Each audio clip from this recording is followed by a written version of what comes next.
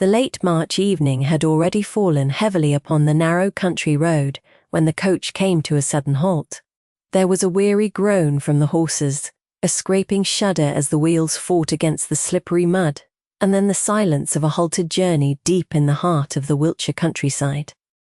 Outside the window, the wind howled through naked trees, and the sheets of rain lashed against the glass like angry fingers seeking entrance. Inside the coach, Rosamond tightened her shawl with restless fingers, her chestnut ringlets damp and clinging to her neck, despite the best efforts of her bonnet and cloak. The faint flicker of candlelight in the corner struggled against the oppressive gloom. She glanced out again, searching the blackened landscape with vivid green eyes, sharpened by worry.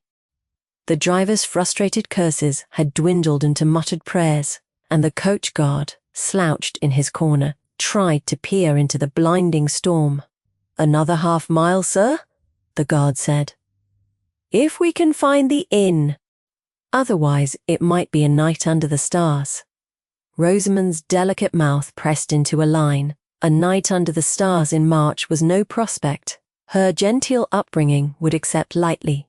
She looked once more, and far off along the road, a glow appeared. The warm, beckoning light of a coaching inn. Relief flooded her senses, a heartbeat of warmth in the bitter cold.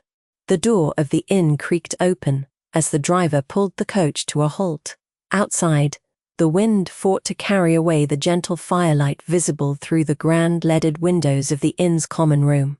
The air was thick with the scent of peat smoke and damp earth, mingled with unexpected hints of roasting meats and freshly baked bread.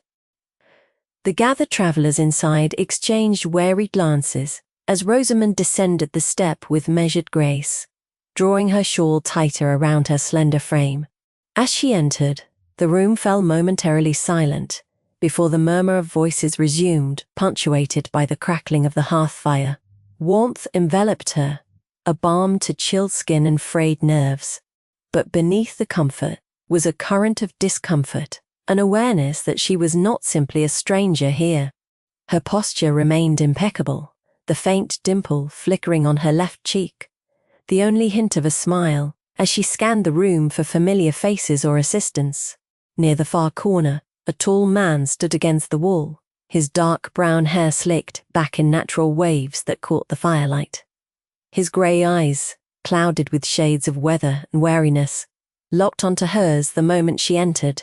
A jagged scar along his right jawline lent a roughness that belied the faint curl of his lips, half amusement, half disdain. Edmund, the name alone, summoned a tide of history between their houses.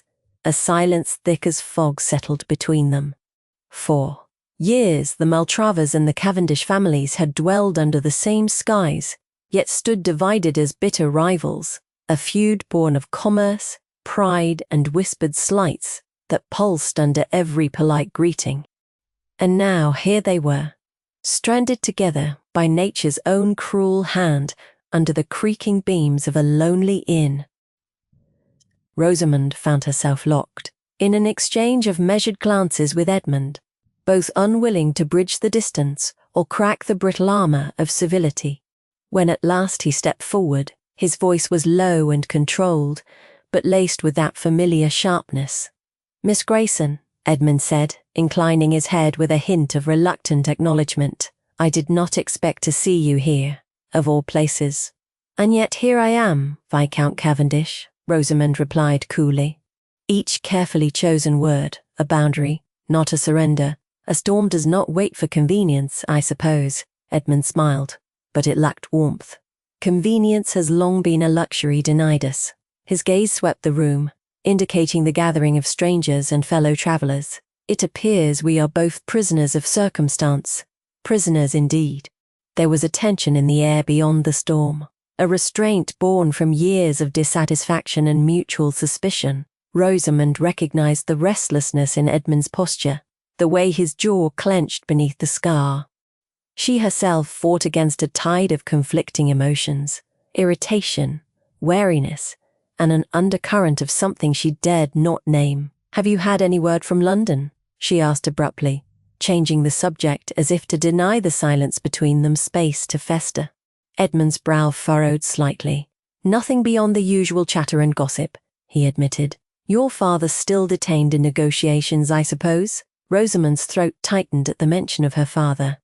The man who had so stubbornly held on to the reins of their family's fortunes, whose absence tonight cast a wide shadow. "Yes, and I suppose there is talk of a match." Her voice was steady but edged with bitterness. "One that I have never been consulted upon." Edmund's eyes darkened, but his voice was disarmingly quiet. "A betrothal between your family and mine, arranged before you could even speak for yourself." He met her gaze steadily. "Rosamond," she drew a deep breath, the sound lost beneath the howl outside. "Are we doomed to repeat the mistakes of those who came before? Or, perhaps," Edmund answered, "to find a way to change the course entirely?" They stood together in that small, overflowing room, two heirs to ancient grudges and new uncertainties. Dights teachers, bound by history and circumstance. Outside, the storm raged on, the night thick with promise and peril. Weeks later, the glittering splendour of Almack's assembly rooms lay before Rosamond, like a dream spun from candlelight and music. The grand chandeliers cast their soft glow over a sea of delicate gowns, powdered faces, and eager glances. The air was perfumed with the mingling scents of expensive perfumes, freshly polished wood, and the faint rustle of silk and taffeta. Each step echoed with the precision of expectation and the weight of society's ever-watchful eye. Rosamond stood at the edge of the great ballroom, a portrait of restrained elegance.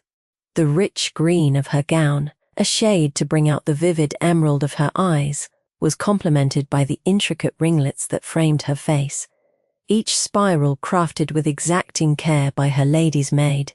Her cheeks held a faint flush, but her lips curved only slightly, as if preserving her dignity from the maelstrom of whispered rumours and opinions swirling like drifting autumn leaves around her. Tonight was her presentation to society. The debut that signalled a daughter of the gentry was ready to navigate the treacherous waters of marriage and reputation. Yet amid the hushed admiration and veiled scrutiny, Rosamond felt the heavy shadow of her father's absence weigh upon her like a shroud.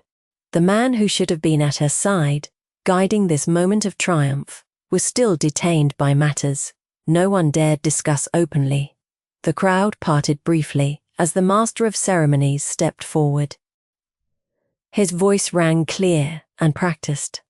"Ladies and gentlemen, Miss Rosamond Grayson." Applause burst from certain corners, polite but measured. Others exchanged more pointed looks and knowing whispers. A cluster of ladies standing near one of the wide windows leaned toward one another, their voices barely a murmur. "Did you hear? The Grayson estate is in some disorder, and there are rumours of an arrangement with the Viscount Cavendish. An unseemly match, if you ask me. The kind forced upon a young woman to settle pecuniary debts." Rosamond's eyes swept the room, catching more than one pointed stare.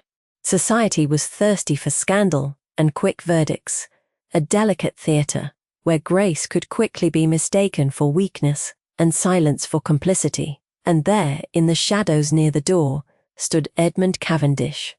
His height and broad shoulders marked him out among the crowd. His dark hair, swept back in natural waves, caught the lamplight just so. His grey eyes observed her silently, his expression unreadable, save for the faint twitch at the corner of his mouth. He was the living embodiment of the rumours underfoot, the Viscount whose name was whispered in the same breath as hers. In that moment, a curious calm settled over Rosamond. The swirling gossip, the cold welcomes, the pressure of expectation, all distilled into a sharp clarity within her. Her father, her family, even the loathsome betrothal, were forces to reckon with, but not forces to break her. There was a steel in her spine, a quiet strength wrought from years of navigating the delicate and often cruel dance of society. Edmund's gaze did not waver. He saw exactly the poised restraint she wore like armour, the subtle defiance wrapped in every measured smile and every careful step. It was a challenge, a truce, and, perhaps, though neither could admit such a thought aloud, the beginning of a different kind of story. As the musicians struck up the first notes of a stately minuet, Rosamond took a breath, smoothing the folds of her gown. The dance floor awaited, and with it, the pulse of the season, the promises, the secrets, and the inevitable collision of two families bound by history and fate. Her father's absence was a wound hidden beneath the fineries of silk and lace, but Rosamond Grayson was no girl to be undone by shadows. Tonight, beneath the glittering chandeliers of Almack's, she would face the world with a quiet courage that set her apart, a courage that might yet turn whispered scandals into something far more luminous. The journey back to Grayson Manor was a haze of moonlit fields blurring past the carriage window, Rosamond's thoughts as turbulent as the night sky. The rhythmic clatter of the horses' hooves echoed in her ears, a steady drum accompanying the swirling mosaic of images and emotions left behind at Almack's. The glittering chandeliers, the whispered jabs, veiled as compliments, Edmund's unwavering gaze, all unravelling inside her mind like a tightly wound spool. Her fingers twined nervously in her lap, the silken fabric of her gown brushing with the faintest rustle, while outside the frost had begun to settle along the hedgerows, a brittle reminder of the winter creeping closer. When the carriage eased to a stop before the stone facade of Grayson Manor, a cold breath seemed to seep under the heavy oak door, long before it swung open. She stepped out, the grand yet sombre estate looming with its familiar austere silhouette against the star-muted sky. The warmth of the ball, the music and laughter felt now like a distant echo, replaced abruptly by the weight of the hall's silence that greeted her. "Rosamond," came a voice sharp and controlled from the shadowed entryway, the tone wrapped in silk but edged with steel. Rosamond's breath caught her stepmother. Lady Constance stood there as if carved from the very shadows, tall, lithe, with a habitually arching brow and lips that curled into a faint, knowing smile. Her gown was a mastermind of black velvet, trimmed with jet beads, and the faint scent of jasmine hung in the air around her, both a soothing perfume and a subtle warning. There was no warmth in the greeting, only a deliberate chill, an unspoken declaration of power. "Welcome back, my dear stepdaughter," Lady Constance began, voice smooth as smoked glass. Her eyes, pale and calculating, flicked over Rosamond's gown, her visage, the faint glint of restraint in those vivid green eyes that had dared much this evening. "I trust the ball was sufficiently enlightening." The season's events never failed to surprise. Constance's smile deepened, a curve of triumph and malice. "Indeed, I should inform you, Rosamond, that your father and I have had extensive discussions since your departure last night. I hope you understand the necessity of our decisions, particularly regarding your future." Rosamond stiffened imperceptibly, a cold tendril of apprehension winding tight in her chest. "I'm listening." "Oh, I am quite certain you are." Lady Constance's voice dropped to a softer yet no less venomous murmur. "You will be formally engaged to Viscount Edmund Ashford. The arrangements are settled. The announcement will be made forthwith. Your father was insistent this must be done immediately, to quell any further foolishness in society, and to secure the alliance our families so desperately need." Those words were shards of ice in Rosamond's heart. She fought to keep her expression smooth, a mask of polite composure. A formal betrothal, her voice was steady, but beneath it ran a current of disbelief and simmering defiance. Constance took a step closer, the dim hall light casting sharp angles on her sculpted features. "Yes, this is your destiny, child. The Viscount's position, wealth, and connections will secure Grayson's legacy, and yours, by extension. You must stop indulging in reckless hopes or unwarranted dreams. I take it you are ready to accept your place in this arrangement." There, it was the cruel finality. Rosamond's mind raced, recalling the brief stolen glance with Edmund, the subtle rebellion flickering in his grey eyes. Yet, here it was laid bare, a future dictated by others, a life sewn into an unyielding pattern before she had the chance to draw her own design. Her heart thudded, fierce and resolute. "I will fulfill my duties as is expected." Lady Constance's smile didn't falter. "Good. Your compliance will be remembered." Before Rosamond could utter a single word more, their moment was broken by the faint creak of footsteps, the household staff stirring restlessly behind the thick, tapestry-draped walls, as if the manor itself held its breath, awaiting the fallout. "I suggest you retire for the night, Rosamond. There will be time to prepare for the announcement in due course." Lady Constance's voice lowered further, almost a whisper. "Remember, appearances are everything." Rosamond barely nodded, every word a weight heavy upon her. The grand halls, so often echoing with laughter and life, now felt hollow, a mausoleum of expectations from which there was no escape. Upstairs in her chamber, the familiar surroundings, rich tapestries, her writing desk piled with letters never sent, the delicate porcelain vase dotted with lilies offered little solace. She let the heavy curtains fall shut against the world outside, but found no refuge from what burned within. The knowledge forced upon her was not only a cage, but a gauntlet thrown at her feet. Yet, even as the night deepened, Rosamond's spirit refused to be crushed. She pressed her palm to the window pane, fogging the glass with warmth. The moon fought through an ink-black sky, pale light pooling like a fragile promise across the fields. Was there no way to break this cycle, no path beyond the chains forged in whispered bargains and strategic marriages? The following morning, the world she had carefully navigated with wit and charm shifted beneath her feet.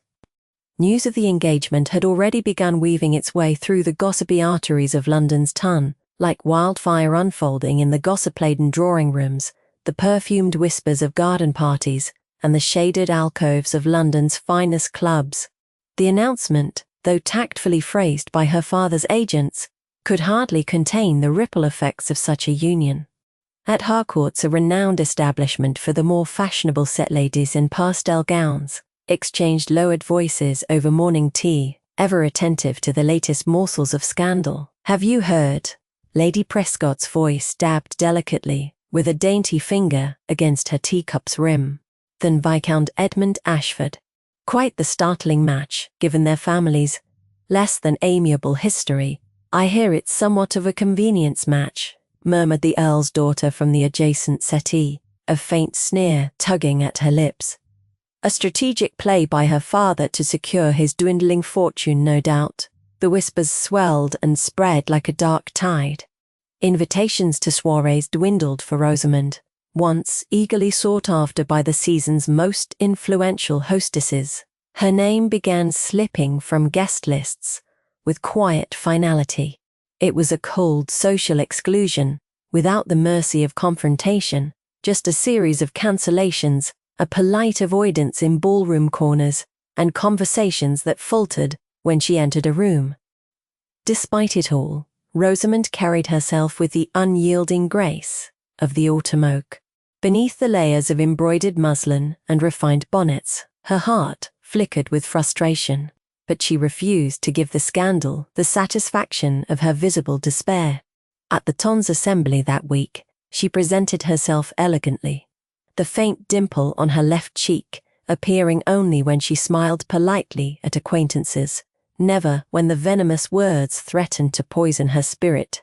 Gone were the bold exchanges and smirks that once sparked curiosity. In their place was a carefully measured distance, a shield of composed reserve. During a conversation in the tea room with a distant cousin, Miss Evelyn Clark, Rosamond remarked quietly, "It seems that fortune and favour seldom travel parallel paths, dear Evelyn.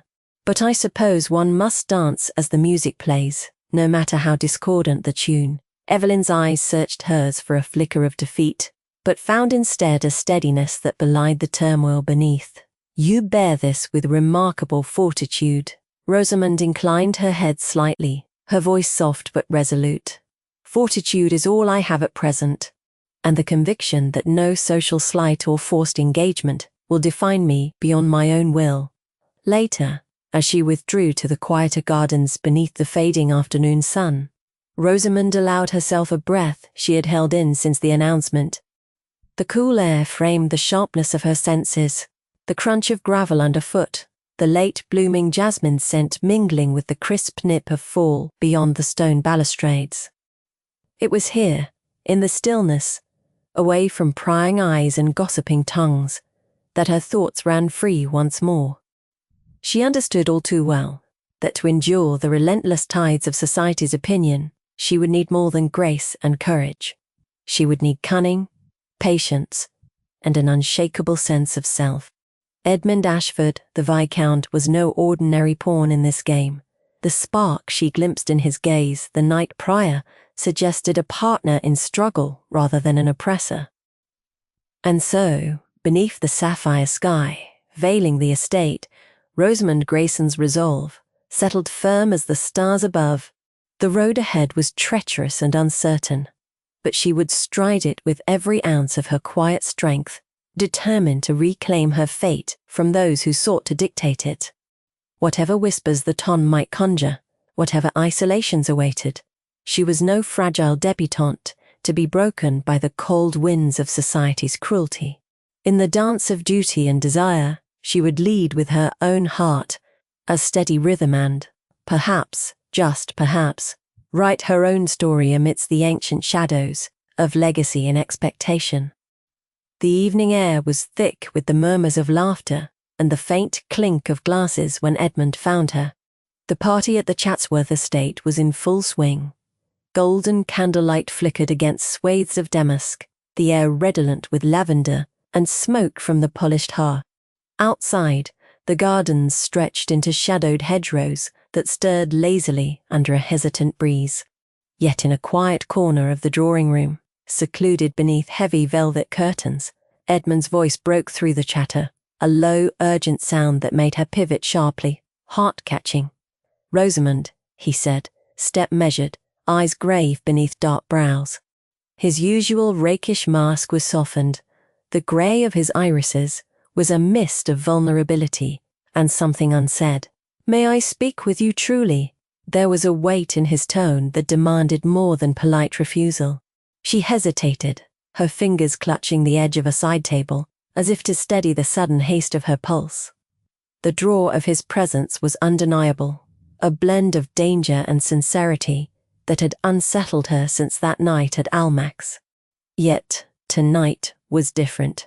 The stakes were higher, pinned beneath the polished surface of polite society that now surrounded them. "Very well," she answered, voice steady though her mind raced, but quickly. "The company will begin to wonder." He stepped closer, and the faint scar along his jaw caught the chandelier's light like a silver line, an imperfection that somehow humanized him further.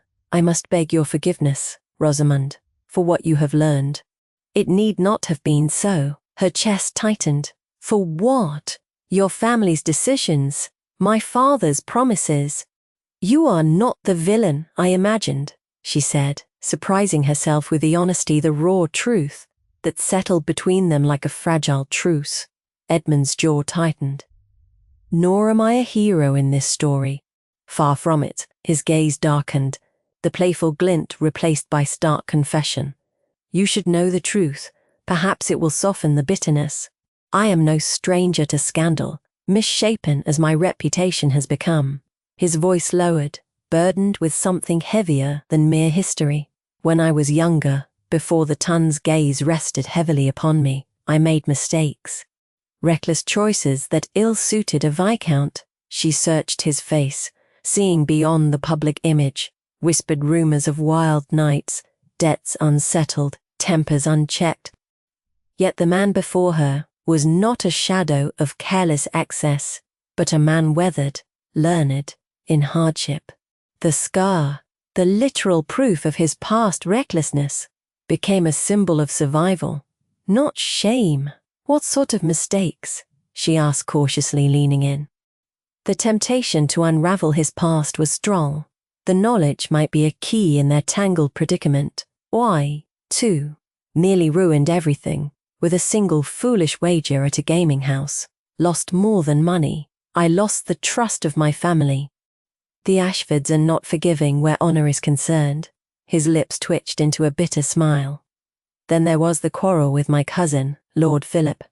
A grudge so entrenched that it divides the family as surely as any scandal or loss. It threatens this proposed union more than either of us suspects. Rosamond's mind raced a feud. Another layer of peril she had not anticipated. The Graysons and Ashfords were no strangers to youthful folly, but a family grudge could poison alliances more surely than whispered scandal. "Tell me in full," she said softly. "If we are to walk this precarious path, I must know exactly where we stand. There is no room for half-truths or convenient omissions." Her voice, though gentle, bore the steel beneath her resolve. He settled back into the chair opposite her, gaze falling to the lacework of his cuff, before meeting her eyes again. It began years ago, a slight, so small, it might have been ignored, yet pride compounded it. Philip insulted my mother, called her a woman of questionable standing, words that no Ashford would suffer. I fought him, in the rudest, most public of ways. The rumour mill churned instantly. The Viscount a brute, young master with no respect for delicate decorum, and so on. The matter escalated from family squabble to a feud that has held us hostage ever since. Rosamond swallowed, the weight of his admission folding around her like a cloak of storm clouds. The tangled webs of honour and grudges were the hidden snares of aristocratic survival, love, duty, whispers of rebellion, all dwarfed by the unyielding chains of family vindication. But why confide this in me? Why meet here alone? Her voice was quieter now. Do you seek forgiveness or alliance? Neither. Truly, he said, leaning forward, the flicker of his scarred jaw set in a determined line. I seek a partner, Rosamond. Someone who understands that we are trapped by the legacy of those that came before us, but who will also fight alongside me to rewrite the story. Not merely to endure it. There was an earnestness there that caught her breath, a shared understanding that their predicament was not one of their choosing, but would require their joint will to overcome.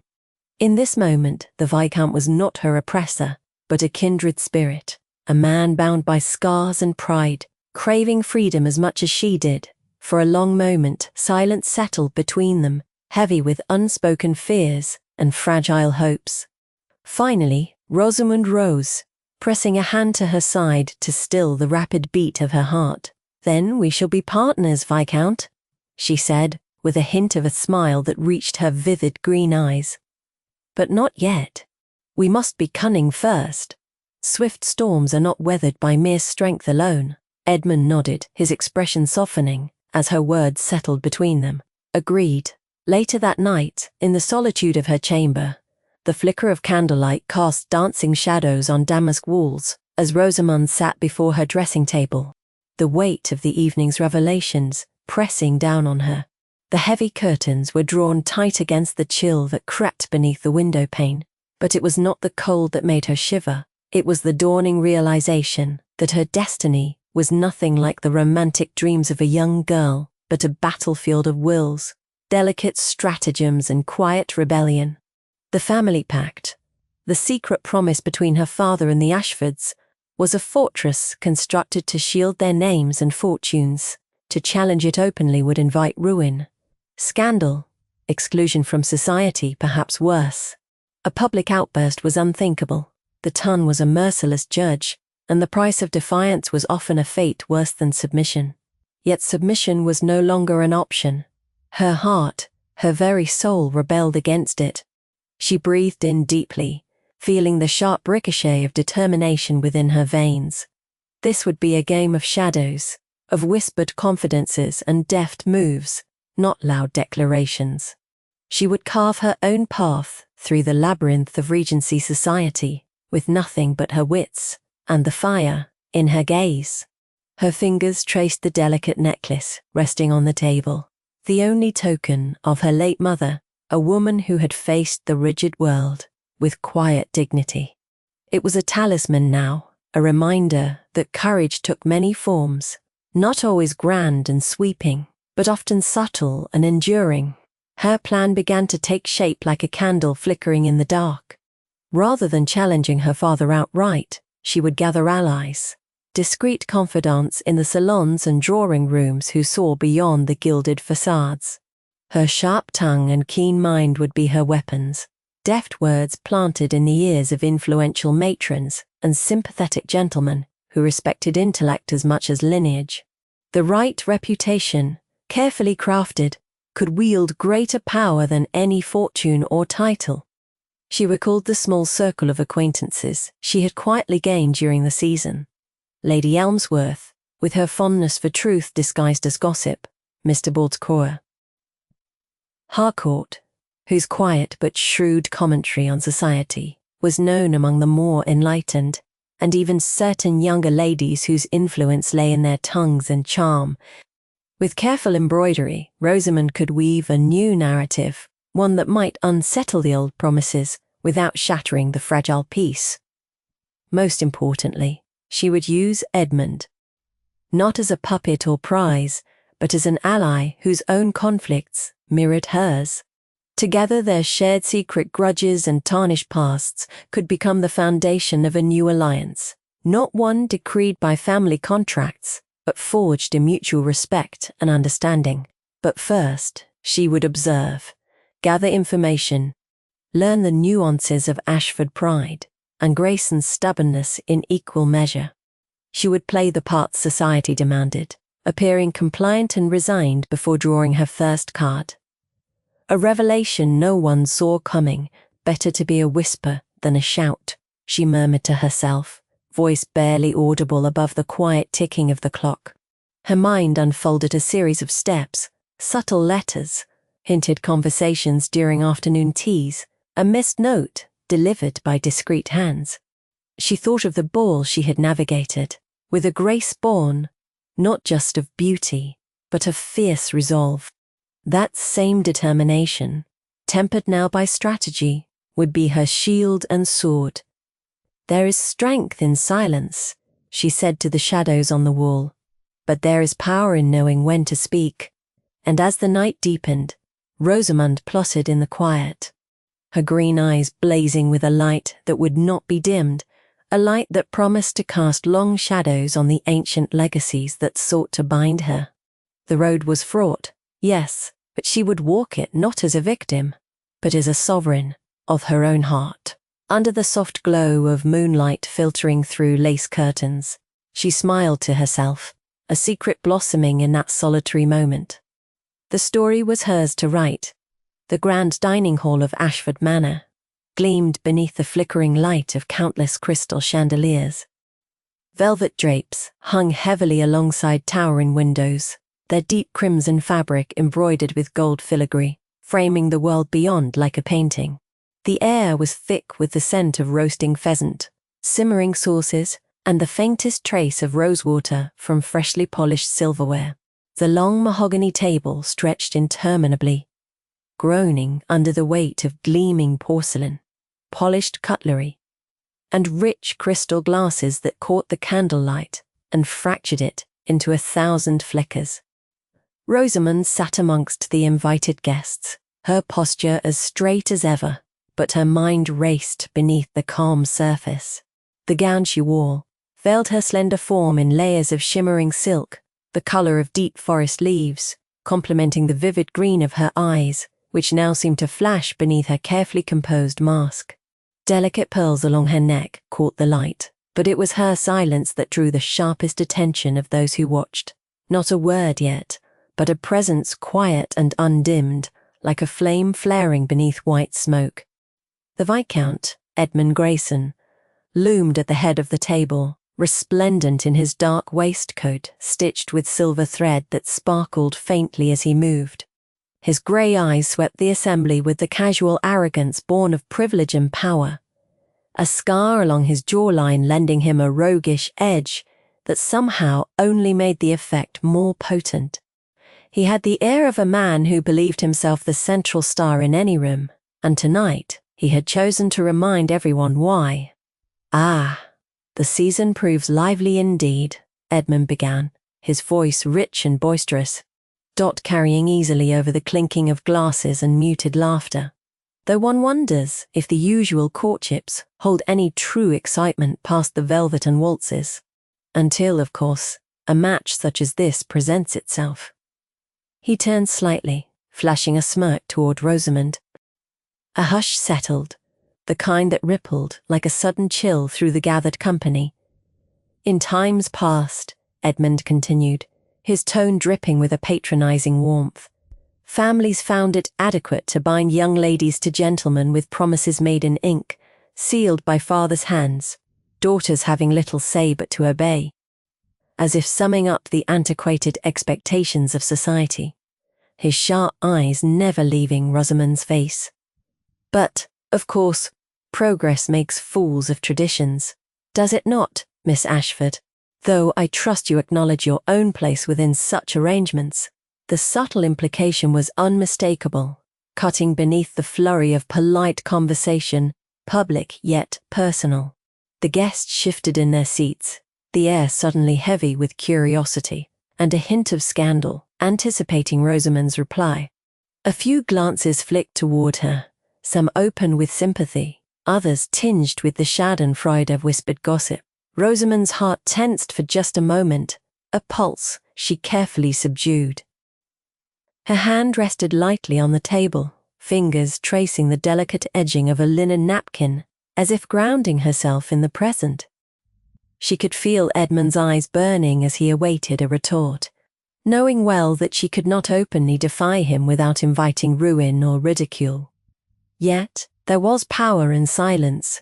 The art of withholding words could be sharper than the keenest blade. She lifted her gaze, green eyes steady and bright, meeting Edmund's for a fraction longer than decorum dictated.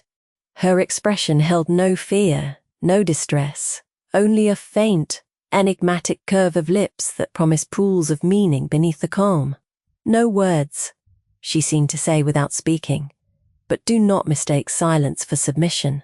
The room held its breath, caught between the social rules that forbade overt conflict and the unspoken recognition of a contest unfolding under candlelight.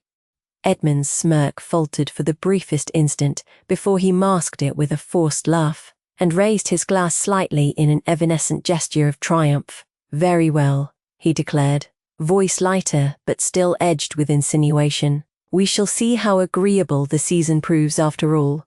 For now, let us toast to the arrangements. Even the most reluctant must honour." The guests obeyed, their glasses chiming softly in a chorus of polite assent. Rosamond's gaze dropped to her, cup hand steady, as she lifted it to touch lips that no longer trembled.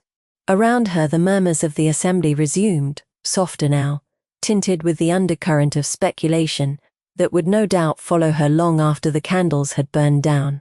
Asterisk, amidst the waning laughter and fading music, a different tension filled the air, in a quieter corner of the drawing-room. Edmund sat slightly apart from the others, his posture less rigid now, but the usual command in his eyes tempered by something more uncertain. His gaze found Rosamond's lingering near the fold of crimson curtains, her silhouette softened by the distant glow of lamplight. He rose abruptly, coming to her side with a hesitancy that belied the boldness of his earlier boasting. The murmur of his voice was low, urgent, as though fearing the walls themselves might betray him. "Miss Ashford," he began, his usual confident tone faltering into something raw. "I may have been too forthright at dinner."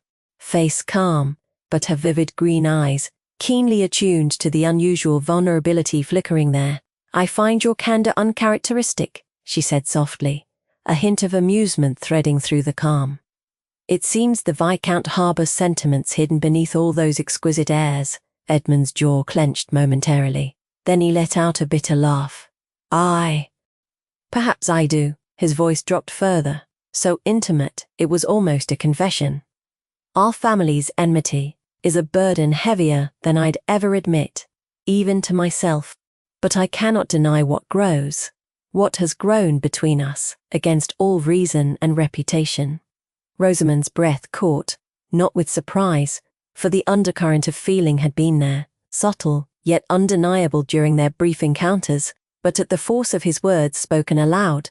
To declare affection in a drawing-room full of watchful eyes risked more than scandal, it risked exile. "You risk much by saying that," she replied, voice barely above a whisper. "I risk everything," Edmund admitted. Stepping closer until the space between them was charged with unspoken longing. "I have no desire for this web of obligations and ancient grudges to dictate my heart's desire. I would rather face the storm cast out from society's approval than deny what I feel." Rosamond studied him, every trace of bravado stripped away to reveal the man beneath the Viscount's polished exterior. His dark hair fell carelessly over his forehead, eyes more vulnerable than she had ever seen. The scar along his jaw, once a symbol of rugged defiance, now seemed almost tender in the flickering light. "You speak boldly," she said, her tone gentle yet resolute. "But what do we do with such truth, Edmund? The law, the promises, the families, it all crowds in, like a tide determined to wash away any fragile hope." Edmund's fingers twitched as though aching to bridge the distance between them, yet he contained himself, bowing his head slightly as if in solemn vow. "We challenge it. I would rather make a scandal for you than live a lie without you." The words settled in the quiet room, like a declaration of war against their shared fate. Somewhere behind the heavy velvet curtains, the orchestra played on, oblivious to the shifting tides of hearts and heirlooms. Rosamond found strength in that moment. The quiet courage of two souls entangled by circumstance, yet defiant in their desire. She reached out lightly, a single gloved hand brushing against his wrist, the contact subtle but electric. "Then let us beware of storms and prepare to weather them," she whispered. "Together." Edmund's lips curved into a grateful smile, the dark hues of his eyes softening with relief and something more tender still. "Together," he echoed, as if tasting the word for the first time, but already claiming it as a promise. They stood there, two figures caught in the swirl of tradition and passion, the flickering candlelight casting long, intertwined shadows on the embroidered carpets beneath their feet. The drawing-room felt smaller somehow, as if the space between them was shrinking toward a future uncertain, but undeniably theirs to shape.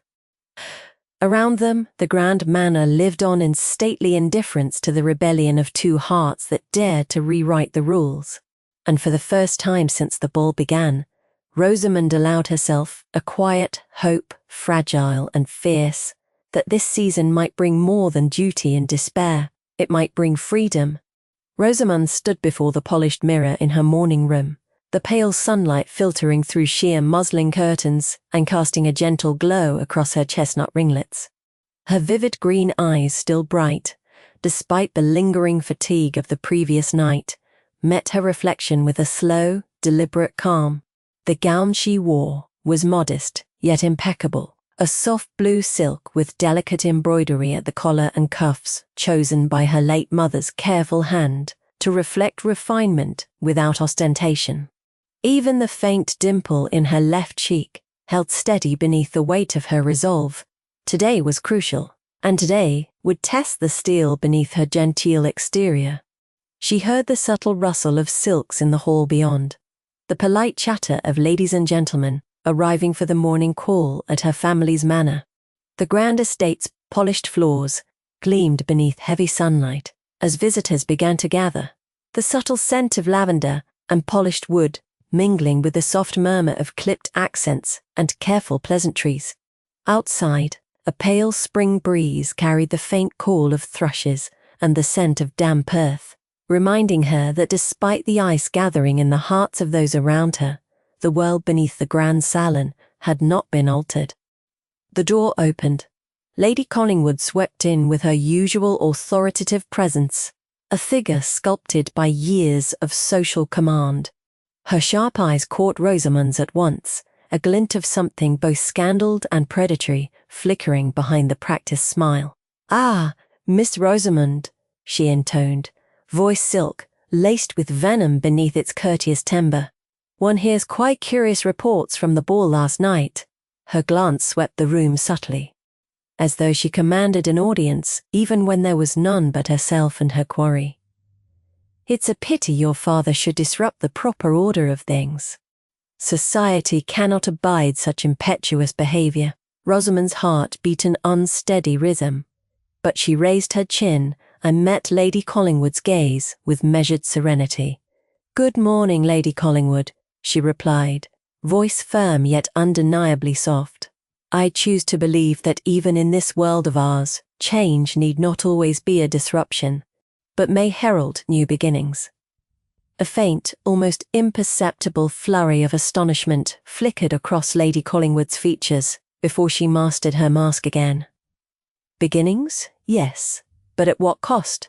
You understand a lady's reputation is a fragile treasure. The whispers that follow such defiance may shape a year, or perhaps more." Rosamond held her ground, each word chosen with care. "Reputation is shaped by truth, Lady Collingwood. I have seen a season filled with whispers and half-truths, and I choose to greet that with a clearer heart than gossip." The gathering ladies shifted quietly, their glimpses fraught with curiosity tempered by the rigid scripts they had memorized since birth. Some were cloaked in an indifference that barely concealed their interest. A few others' eyes shimmered with wary admiration. Among them, Rosamond detected the warmth of Lady Fairfax, whose gentle nod and subtle smile promised an alliance kindled, not from scandal, but from respect. Lady Fairfax approached, her voice a soft balm against the brittle air. "Rosamond, your composure is admirable. It is difficult to stand at the eye of the storm and not be swept away by the winds of society's judgment." There was a quiet note of encouragement in her tone.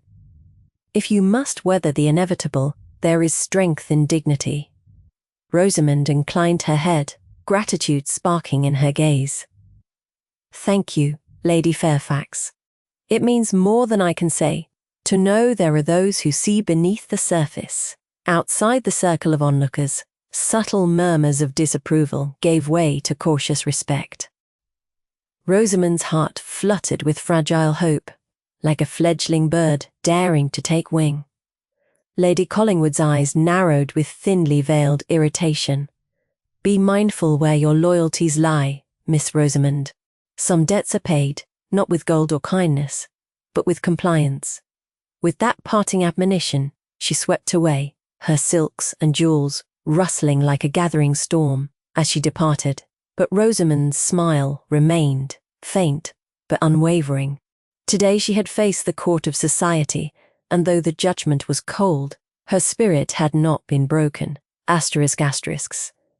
Later that morning, in the shadowed recesses of the family estate, where tapestries hung heavy and the scents of old leather and worn parchment mingled, another battle was quietly taking form. Lady Narcissa, Rosamond's stepmother, sat primly at a small writing desk, her fingers poised over an ivory letter opener like a weapon drawn in silent warfare. Her pale face was flawless, though the flash of steel behind her grey eyes betrayed the tempest of her ambitions. "The girl must be bound, no matter her feelings," Lady Narcissa muttered under her breath, rehearsing the phrase until it tasted sweetly decisive upon her tongue. Her mind replayed the delicate threads of conversation from the night before, the forced smiles exchanged at the ball, the subtle growing defiance visible even now. Her grip tightened on the quill. A knock sounded, a deliberate, calculated pause before the door opened. A slender footman, barely more than a boy, entered with a folded parcel in his gloved hands. "My lady, the solicitor awaits your instructions," he whispered, in a tone both anxious and respectful. Lady Narcissa's lips curved in a thin, triumphant smile as she unfolded the documents. The paper bore embossed seals and the unmistakable script of Mr. Havisham, the family solicitor, known for his ruthless proficiency. The legal writ threatened to bind Rosamond's will to the betrothal in effect, a contract laid bare in black and white paper, ready to seal the fates. She was determined to bend. "Good," she whispered with cold satisfaction. The girl may believe herself strong, but without her consent, there can be no freedom. The hem of her silken gown whispering against the ancient floorboards like a serpent's hiss. Prepare to send for him again. I will not allow this rebellion to fester unchallenged. Outside the alcove of plans and paper, the corridors echoed faintly with footsteps, steps that quickened and then fell silent, as if shadowed by unseen forces. Then Peen, unbeknownst to Lady Narcissa, Edmund was neither idle nor distant, his broad shoulders pressed against the worn oak of a distant library doorway as he caught wind of the summons to the solicitor. The whispered words of the footman had been nearly imperceptible, but his keen ears missed nothing. He moved swiftly and silently, heart bellowing in his chest like a war drum. He knew the stakes better than most, the cruel machinery of binders and financiers that would lock Rosamond's fate behind high walls and iron signatures. Reaching the solicitor's chambers, moments before penciled instructions could be dispatched, Edmund's presence announced itself with quiet but undeniable authority. "Mr. Havisham," he said, voice low and steady, though edged with grim determination, "I trust you understand the gravity of this matter." The solicitor, a lean man with thick spectacles perched on his nose and an air of practiced indifference, peered at him through a veil of professional detachment. "Viscount," he replied, "I'm here to serve Lady Narcissa's interests, as she is the lady of the house. Yet, the legalities demand due process. This young lady's consent is preferable." Edmund's jaw tightened. "Preferable, yes, but not guaranteed. I am here to ensure that proper counsel and fairness are served, not coercion concealed behind a veil of civility." The solicitor tapped a long, slender finger against the scattered parchments. "And am I to understand you wish to intervene in this? Such matters are delicate, and the family itself has placed certain expectations upon Miss Rosamond." Edmund met his gaze squarely. "Expectations that will not be enforced against her will. This is no mere betrothal transaction. It concerns a woman's future and a man's honour. I will not allow contracts to suffocate choice." There was a heavy pause in the room. Havisham, though schooled in detachment, seemed to sense an unspoken resolve that echoed beyond mere legal would and will. "Very well," the solicitor said at last, his voice resigned but respectful. "I shall await further instruction, but be warned the stepmother is resolute, and there are powers at work within the estate and London that will do much to secure the engagement, come what may." Edmund inclined his head respectfully, the lines of his broad frame taut with purpose. "Then I shall be the storm they cannot dismiss, Mr. Bohr." Back in the morning room, Rosamond's fingers toyed reflexively with the glinting button on her glove, as Lady Fairfax's soft assurances lingered in her ears. The memory of the whispered promise she and Edmund had shared the night before felt like a small flame in the midst of gathering shadows. But she was no stranger to the merciless tides of society, nor to the machinations spun behind closed doors. The day had only just begun, and already the fires were stoked both within the gilded walls of their home and in the hidden corridors where power and desperation intertwined. Rosamond lifted her gaze skyward through the tall sash windows, where the clouds moved placidly, indifferent to the storms they heralded below. Somewhere beyond the ornate facades and whispered gossip, a reckoning awaited, and with it the fragile promise of freedom still burning bright between two hearts determined to defy their prescribed fates. The afternoon light was fading into a silver dusk when Rosamond found herself retracing the winding lanes that led to the Coaching Inn, a place that had seemed at once a prison and a sanctuary when they first crossed paths in the aftermath of a cruel twist of fate. The very stones beneath her dainty slippers bore the memory of those fraught hours when danger had crouched so close she could almost feel its breath. Now the inn loomed, a weathered relic of dark timbers and narrow windows, gleaming with soft candlelight, the scent of peat smoke curling lazily into the evening air. A faint chill hinted at the coming season's descent, but inside, warmth awaited, a fragile refuge from the storms beyond. She paused by the heavy oaken door, hesitating for but a moment before the steady, measured creak of Edmund's voice floated out to her, drawing her in. "You came," he said simply, though there was so much beneath the words, the relief, the quiet joy, a trembling hope belied by the tension in his broad shoulders. Rosamond felt the familiar rush of adrenaline, not born of fear this time, but of something softer, a closeness forged by shared trials and unspoken promises.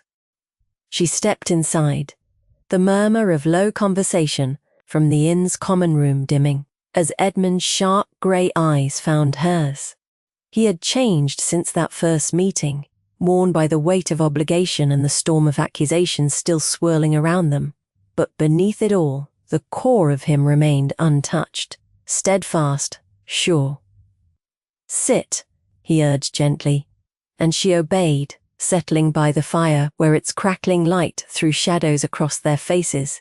The room smelled of burning oak and earth, of leather-bound books and faded perfume, familiar, comforting. For a long while, neither spoke, the silence pregnant with everything they both wished to say, but dared not, words tangled by pride, fear, and a cautious yearning. Finally, Edmund's hand reached out, fingers brushing hers with a tentative touch that carried the weight of oceans crossed. "Rosamond," he said, his voice low, "I have been a fool to believe that duty alone could shield me from what burns within. Meeting you again, here, where it all began, this fire, this fragile chance, it reminds me of something I almost lost sight of." Her pulse quickened, and she met his gaze, seeing then not just the man society scorned, but the man she had come to know. The Edmund who sought to carry not only the heavy mantle of Viscount, but the burden of their shared hopes. "Do you remember that night," she murmured, "when the storm trapped us, when I thought I might never see the light of day again?" Edmund's eyes darkened with memory. "I remember the fear in your voice, as thunder shattered the glass. I remember the way you kept your composure, when every instinct should have screamed otherwise. You were so brave more than you knew." She shook her head, the faint dimple revealing her bittersweet smile. "It was your steadiness that kept me from succumbing. I clung to your strength, as if it were a lifeline. I have never been such a coward as to need rescue. But that night, I felt something irrevocable shift. The fire popped, sending a shower of sparks alighting the hearth, and Edmund's fingers tightened slightly around hers. "There is no shame in needing someone," he said softly. "Not when that someone is you." His voice dropped further, confiding now in the quiet space between them. "I do not know what will become of all this, the feud, the promises, the whispered intrigues, but I know that I shall face them only with you at my side." Rosamond's heart tightened as the depth of his devotion laid bare before her.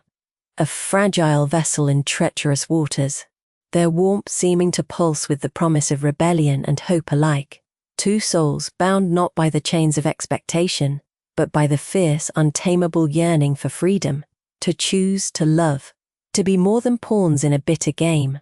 The night deepened around them, but within that humble coaching inn, a new dawn was quietly breaking. All weeks later, the grand chandelier glittered under the vast domed ceiling of the assembly room at Lady Elmsworth's celebrated ball, filling the space with a dazzling shower of light that seemed to set the very air aflame with possibility. Rich chords from the string quartet stirred through the polished parquet floor, mingling with the soft rustle of silks and the sharp scent of perfumes designed to intoxicate and ensnare. Rosamond glided through the throng, her gown a flowing cascade of dove-grey satin. A muted statement that seemed to draw the eyes of every admirer, not least because of the serene poise with which she carried herself, like a queen both defiant and wholly captivating. She was the very embodiment of grace and control. And yet beneath the pristine surface, turmoil roiled, a tempest whispered in the sharp exchange of glances between the two rival families arrayed in the room. The Cavendishes, Edmund's kin, wore their restrained resentment like armour, while the Fairfaxshire own blood exuded a cool disdain that threatened to crack at any unguarded moment. Rosamond was acutely aware that she stood and danced, at the very epicenter of this combustible web. To any casual observer, she might have seemed merely a radiant debutante, reveling in the elegance of the night, but closer inspection revealed the bitter edge beneath her luminous smile. The music shifted to a lively cotillion, and Edmund appeared beside her, his tall frame clad in deep midnight blue, a shadow of a scar tracing his jawline, but unable to conceal the fierce intelligence in his gaze as he bowed before offering his hand. It was both a balm and a battleground. Together they moved into the dance, their steps attuned to the ancient rhythms, but it was not the dance alone that captivated the room. It was the silent defiance etched in every small glance they exchanged, the whispered promise behind their measured movements. Then came the sting, sharp and sudden as a whip's crack. A voice, dripping with venom, broke through the murmur of conversation and laughter. "She's far too kind to be seen with a man of such notorious reputation," sneered Lord Norcliffe, Edmund's father's arch-rival, his tone loud enough to carry but masked as jocular amusement. "One might almost suspect Lady Rosamond is desperate for intrigue or worse. Scandal." The words landed like stones chucked into still water, ripples of shock spreading swiftly, heads turned, wary eyes darting between their families, measuring the damage. Whispers caught fire and spread like wildfire through the assembled guests. Rosamond's breath hitched, her grip tightening around Edmund's palm. Her heart hammered, not from fear, but from the renewed weight of expectation, suffocating her very soul. Yet the moment demanded more than private misery. It required iron resolve, the polished veneer of calm that society demanded she wear as a shield. Edmund's jaw clenched, his grey eyes flashing with a storm. She knew all too well, but it was she who took the next step. With a grace born of necessity, Rosamond lifted her chin and allowed herself that slow, mesmerizing smile, the one that had disarmed even the most formidable of critics in drawing rooms and drawing boards. The smile that told a story of quiet strength, of secrets known and refusals made. "Lord Norcliffe," she said with silken sarcasm lacing the words, "if your talents lie in insult rather than in conversation, I would advise you to save your breath for pursuits more fitting." A ripple of laughter followed, some amused, some startled, while Edmund's expression softened in relief, pride filling his features like sun breaking through cloud. She pivoted gracefully, allowing herself to be led back into the dance by Edmund, their steps a message spoken in the language of movement rather than muttered words. Each twirl, each poised dip was a statement that she would not be cowed, that beneath her delicate exterior burned the fire of defiance, and that in this game of inherited grudges, she and Edmund were allies forged by something deeper than blood or contract. Around them the attention shifted, no longer a powder keg teetering on the brink of scandal, but a spectacle of unity, a tableau of courage amid whispered scandal. Rosamond felt the counterpoint of exhilaration and exhaustion. A storm fought one dance at a time. The weight of her father's promises clawed at her from the shadows of the ballroom, but here, beneath the approving gazes of friends and foes alike, she claimed her own ground. She caught Edmund's eye once more. His smile was small, quiet, but fiercely proud, a tacit acknowledgement of their shared struggle, a beacon of hope amid the relentless glint of society's scrutinizing gaze. For the first time in what felt like an age, Rosamond allowed herself to breathe, not as a pawn in a cruel game, but as a woman determined to write her own destiny, one step at a time. The letter came on an unusually sharp spring morning, its edges crisp and pristine, as if it had travelled through time rather than by courier. Rosamond's fingers trembled ever so slightly as she broke the delicate seal, the scent of lavender and old parchment filling her lungs before she even glanced at the script inside. It was from the solicitor's office, the same firm that had handled the late grandfather's affairs, delivered under cover, marked urgent and confidential. She unrolled the vellum, eyes scanning the flowing hand with a mixture of hope and skepticism that fluttered like captive birds within her chest. The letter disclosed something previously unknown, a secret clause buried deep within her grandfather's will, hidden beneath legalese and conditions never once mentioned during the family's endless squabbles over land and title. It spoke of her autonomy, a provision that if she chose independence over a forced alliance, a trust fund of considerable value would be released to her. Enough, not merely to live, but to command her own house, her own destiny. The clause was explicit. No forced contract, no unwanted bindings shall restrain the ward who claims this bequest. The legacy given to her shall flourish only in the freedom of her choosing. Rosamund's breath caught. The very thought of freedom made her pulse quicken until it was a thunder in her veins. A vision unfurled behind her eyes, not the gilded cage of the betrothal, but a life steered by her own hands. She read and reread the letter until the dawn light spilled fully through her chamber window, and the world beyond seemed newly bright with possibilities. The certainty of this knowledge burned within her like flame. She was no longer captive to tradition, no longer merely a prize to be claimed, or a bargaining chip in her father's games. She could claim her life on her own terms, and she would. That evening, before the season's closing ball, Rosamund sought the one person who stood as both a barrier and a gatekeeper to her fate, her stepmother, Lady Evelyn. The drawing room, usually a place of polite smiles and veiled compliments, simmered with a different tension under Rosamund's gaze. Lady Evelyn, resplendent in emerald silk that matched the shade of Rosamund's eyes, rose from her seat with a practiced air of calm superiority. "Rosamund, to what do I owe this unexpected visit?" Lady Evelyn asked, her voice as cool and polished as the crystal decanter on the sideboard. Rosamund did not falter. She placed the letter squarely on the table between them, fingers lingering on the delicate edges as if to anchor herself. "I have something to show you.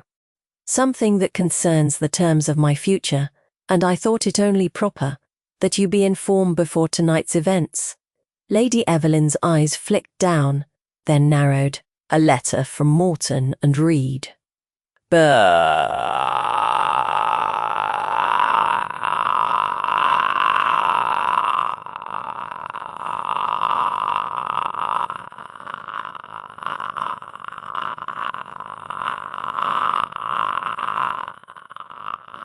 "I presume it holds no cause for alarm." "There is cause for reconsideration," Rosamund replied, her voice low but unwavering. "My late grandfather included a clause in his will that grants me freedom from the engagement arranged by my father. It releases me, should I so choose, from the constraints imposed upon me by this obligation." Lady Evelyn's lips pressed into a thin line. "And you intend to invoke this clause?" Rosamund met her stepmother's gaze evenly. "Yes, I intend to claim my autonomy and the trust afforded to me. I shall attend the final ball, not as a bound bride, but as a woman choosing her own path." The room seemed to pulse with silenced astonishment. Lady Evelyn's composure flickered, just for a moment, revealing a spark of irritation, perhaps even fear. "You must realize the scandal such a course will invite. To repudiate a promise so public, your father will not countenance such rebellion."